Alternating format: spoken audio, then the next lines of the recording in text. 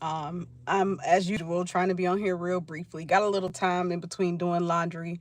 Clothes are washing. Got about 25 minutes on that.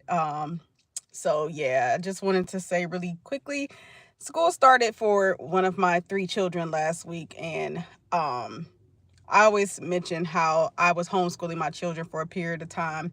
I transitioned to doing online school, and then two of my children began to express that they wanted to return to school because they wanted the physical experience. They wanted the social experience, just based off of what they would see online and see in movies and stuff. And I wasn't mad at that. I felt like I had spent a lot of years with them at home, building a foundation, putting a foundation of identity in them, because I truly believe that when we send our children out here, if we're not giving them an identity at home, and we're sending them to these schools, we are leaving it up to these schools to give them a foundation, indoctrinate them, as well as give them an identity that won't be conducive to them, nor will it be conducive to their environment.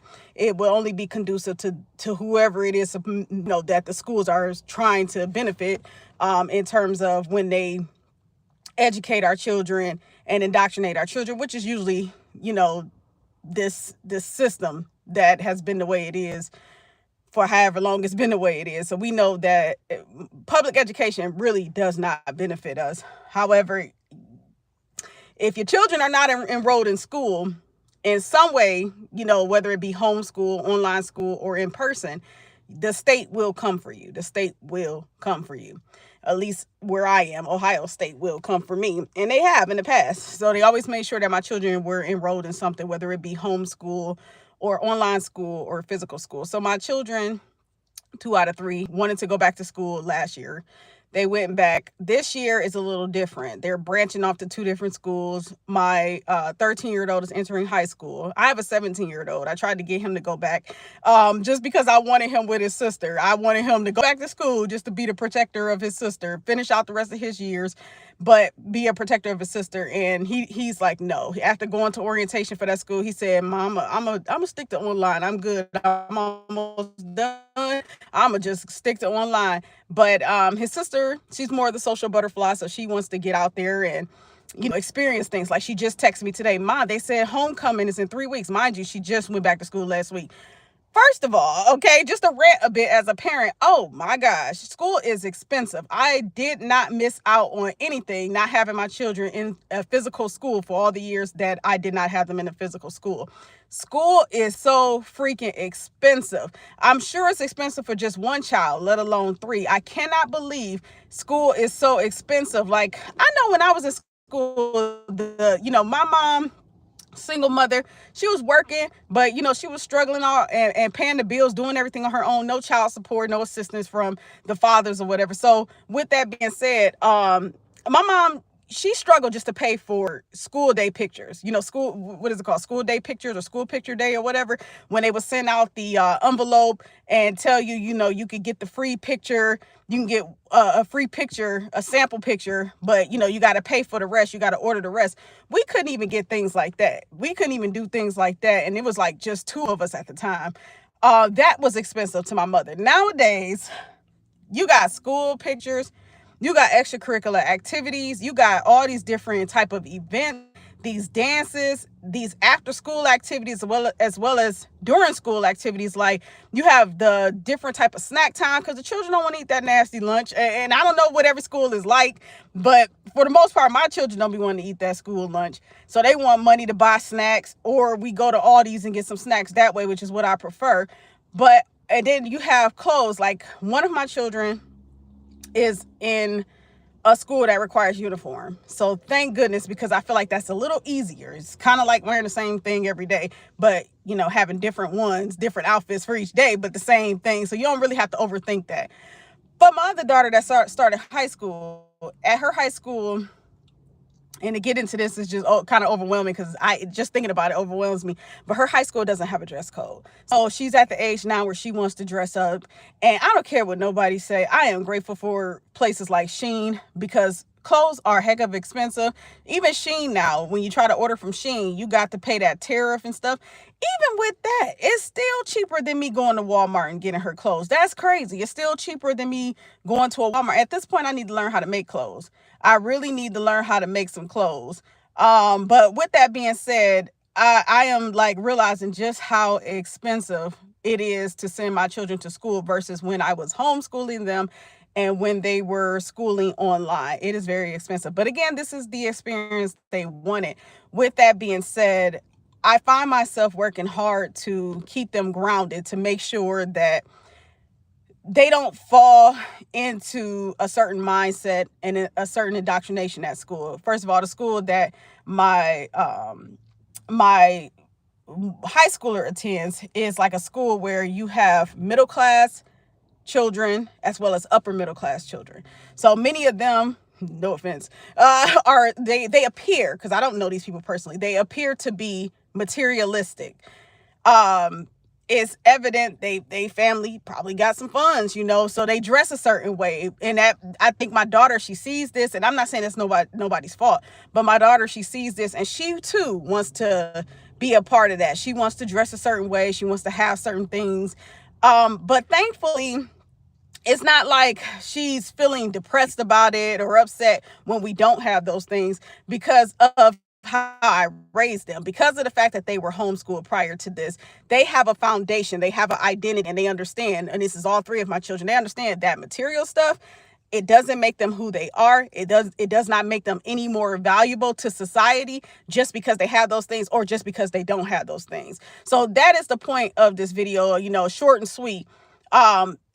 While these schools, they are here, and I don't believe in the curriculum they teach. Oh my gosh. I found myself, when I was enrolling my children, I saw something that said, this school teaches open type of curriculum, basically alluding to the fact that they kind of teach like it might be some sort of same-sex relation type courses or whatever, and they tell parents like you can opt out of all of that or whatever. And I just thought to myself, like, it's funny, because we didn't have that when I was growing up. We didn't have that. We had sex ed, but we didn't have anything about teaching same-sex relationships. And to each their own, what you do is your business.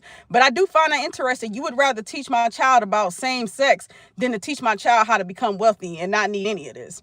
So I do find that interesting. But that's my point. Because my children were homeschooled, they already have an identity. They know who they are. You cannot touch them any more than anybody can touch me mentally. You can do whatever you want with my body if you get a hold of me and I can't fight back, but you'll never be able to take my mind. And my children are like that as well. So that's my point, is to make sure that my children understand, no matter what they're seeing in these schools, no matter who they're encountering, I don't care if it's teachers, I don't care if it's other students, I don't care if it's other student parents, whoever they're encountering in these schools, whatever they open up and read in these books, they will always have a foundation of truth that I provided for them. They will always have an identity that I made sure was instilled in them prior to sending them back to school. Because I see now these schools have really gone wild with what they are teaching, with the type of environments that these schools have. Even if you have a school, and I'm just speaking on what I've been seeing just with the schools my children have been attending, even if you have schools where the teachers really want to make a difference, they know they got to still teach what the state wants them to teach, but they understand the plight of my people and our children, and they want to help these children have a better future. They want to help these children have a healthy identity. Even when you have that, somehow, some way, you may have other children discouraging the school environment. Some parents even may be discouraging the school environment, and even the state coming up to the school. That's something else I haven't talked about with my daughters last year attending this particular school, which was a school predominantly filled with students what would be considered black, although we know we're not black, but predominantly filled with black students. And this school was doing some big things.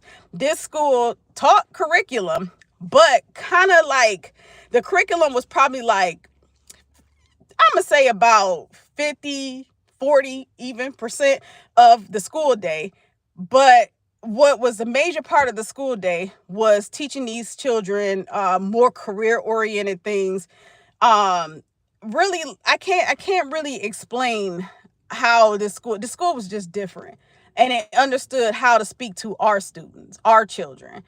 And what ended up happening, because they were that way, the state kept coming up to the school every single day. Every single day the state was up there. And I know because my children would come home and tell me like, Mom, the state is here again. The state was here again. I'm like, oh, really? So what were they doing now? Well, the state had an issue with the teachers buying us pizza. Like, what school does a state have issue with buying the children pizza? Like, I didn't understand that. Like, but you would rather the children eat this nasty lunch that my children would come home and describe every day than that have the teachers buy the children pizza or anything else. Like, for example, they had this event called Muffins with Mom. And they told us that the state came up there and told them they were not allowed to feed our children muffins. So when the moms came up there to do the Muffins with Mom, kind of like a high tea thing, they warned us that we were not allowed to share the muffins with our children because the state came in and told them they could not feed our children muffins. But as mothers, we could eat the muffins. Make that make sense? So I really believe, because what this school was on, and mind you, it is the reason why I sent my children back to school, because when I spoke to the recruiters of this school, I really believed in what this school was trying to do. This school was about college preparatory, in terms of helping these, and mind you, these are middle schoolers. This school was about making sure that middle schoolers was getting college credit. I don't know any public schools where I'm at, and I try not to give away where exactly I'm at, but I don't know any public schools where I'm at that really focuses on quote unquote Black children and making sure that they get early college credits, especially when it's a school that it's not many lower income students attending. If it's more so like middle class, upper middle class students attending the school, I think those type of opportunities is probably a lot more available. Whereas what I've observed, lower income schools, they tend to not really present that opportunity to students, to, especially at middle school age, to begin to have college credit type courses. So that way some of these children, can start super early in life, middle school age, and get college credit. And that way, by the time they get out of school, if they decide they want to go to college, they won't have to spend so much on college because they would have already knocked out a lot of college credits during their entire middle school and high school years. And that's what this school does. So I believe that the state spent a lot of time in that school last year because they're trying to make sure that these parents stick to the state funded curriculum, like the curriculum that really just produces a bunch of, ignorant job working employees, aka slaves, aka Black people, the regular Black people that they want us to be here in this country. Like, I really believe the state was going up to the school every day just to make sure that these children, these teachers and the staff members were not trying to make these children the anomaly, the exception. They wanted to make sure that these children stay in line and fall in line.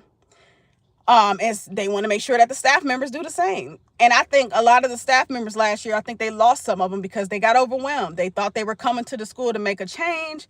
They were up against some parents who unfortunately stuck in their ways and hot-headed and want to start drama. And some of the children unfortunately got picked that up from their parents or from wherever and was that way too. And then on top of it, having to deal with the state breathing down their backs and looking over their shoulder every single day. Like, how do you make a change in your community when you have to go through that every single day? And I'm so grateful for the staff members of this school that stuck it out. I don't expect them to. I can't say I would have, but I'm very grateful to those who did. I really am.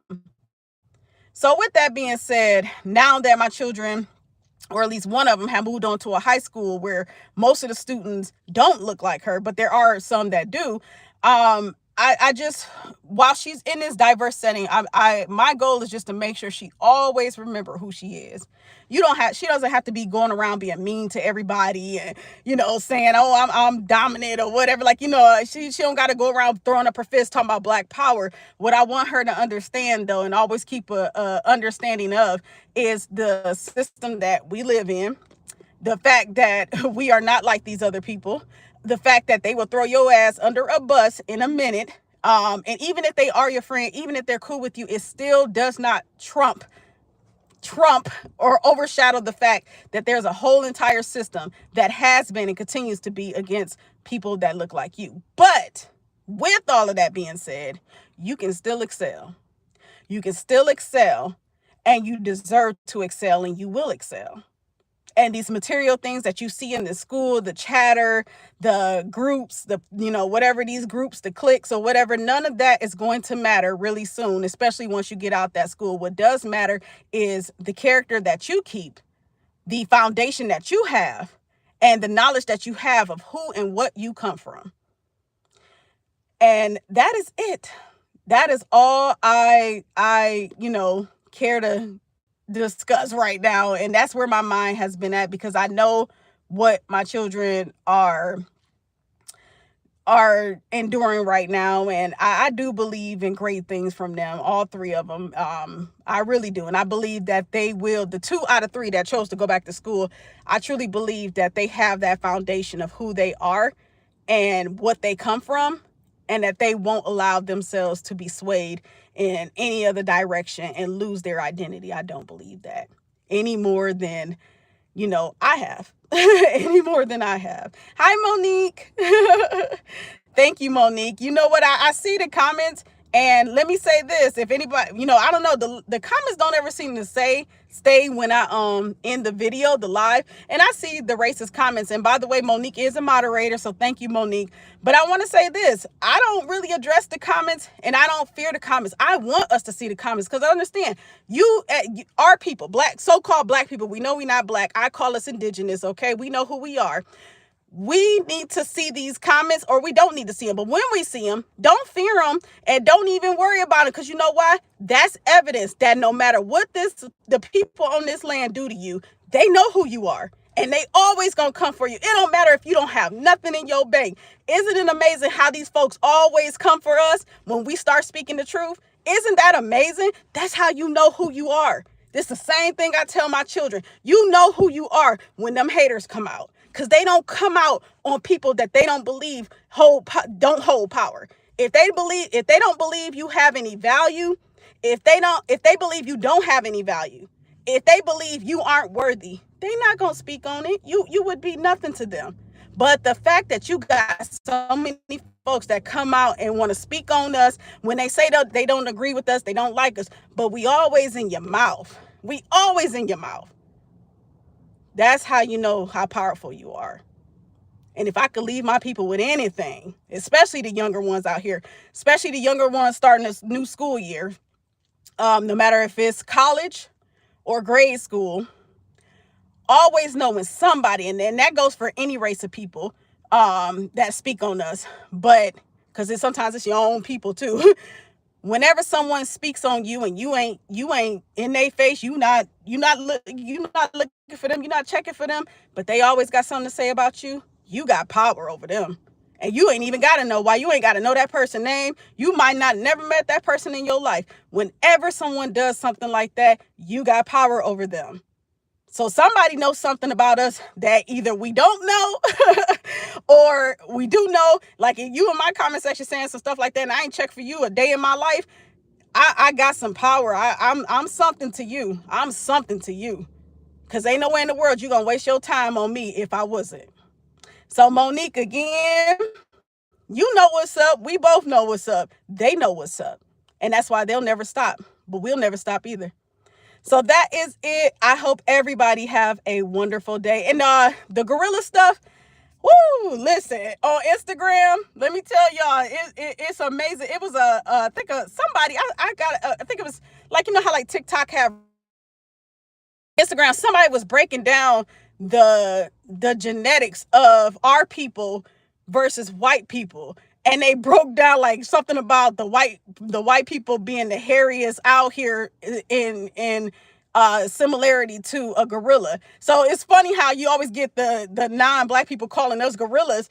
Listen, I wish I had that to post. But anyway, y'all know what's up. Y'all know what's up. And we've always known what's up. And we'll continue to know what's up as much as they know what's up. I'm so proud to be who I am.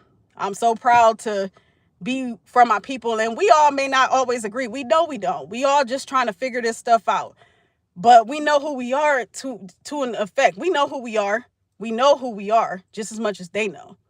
So that is it. Thank you, Binyad. Thank you very much for joining. Thank you, Monique, for that moderation. I appreciate y'all. I know my thoughts be scattered everywhere. I promise you, I work so much. So when I finally get a chance to sit down, all these things just come pouring out of me, and I have no structure. One day I'm going to get that together. But I really, really do appreciate y'all with the wonderful intentions of joining this live. I appreciate y'all, and I really hope y'all continue to stay blessed out here. Talk to y'all soon. Peace.